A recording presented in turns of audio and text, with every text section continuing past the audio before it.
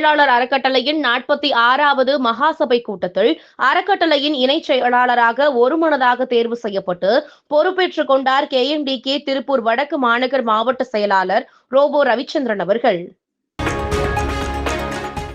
திருச்சி மாவட்டம் விராலிமலை பகுதியில் மறுமலர்ச்சி திராவிட முன்னேற்றக் கழகம் சார்பாக நடைபெற்ற சமத்துவ நடைபயணம் பொதுக்கூட்ட நிகழ்ச்சியில் KMDK ER ஈஸ்வரன் MLA அவர்கள் கலந்து கொண்டு வாழ்த்துரை வழங்கினார்.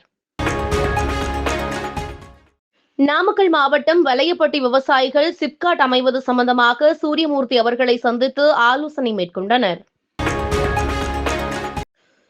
கொங்கு சமுதாயத்தின் பெருமைமிகு விழாக்களில் ஒன்றான பெண் குழந்தைகளை ஊஞ்சலில் வைக்கும் பொன்னூஞ்சல் விழா பெரியகுளம் பங்காளிகளால் சங்கரண்டாபாளையத்தில் பட்டக்காரர் பாலசுப்பிரமணிய பெரியண்ண வேணாடார் தலைமையில் நடைபெற்றது. இவ்விழாவில் சூரியமூர்த்தி அவர்கள் கலந்து கொண்டார்.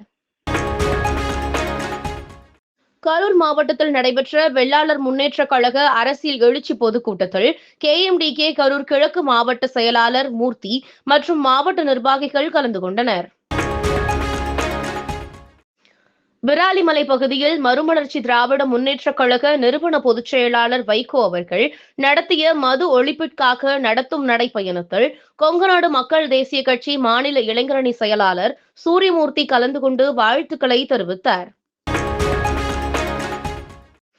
உதகை அருகே போத்தி ஆடா பகுதியில் ஒரே இடத்தில் கடந்த 2 நாட்களாக இருந்த 7 வயது மதிக்கத்தக்க ஆண் புலி உயிரிழப்பு.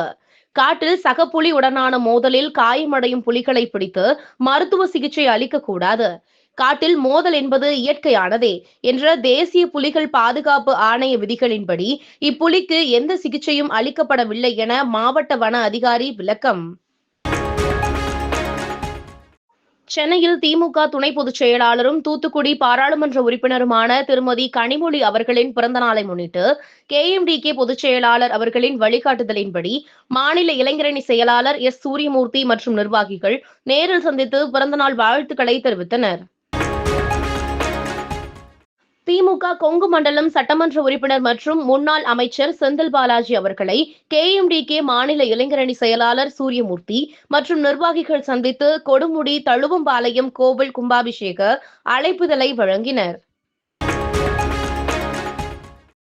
கொக்ராயன்பேட்டை சுயம்பு மாரியம்மன் கோவில் சம்பந்தமாக ஊர் பொதுமக்கள் ER ஈஸ்வரன் MLA அவர்களை மரியாதை நிமித்தமாக நேரில் சந்தித்து ஆலோசனை மேற்கொண்டனர்.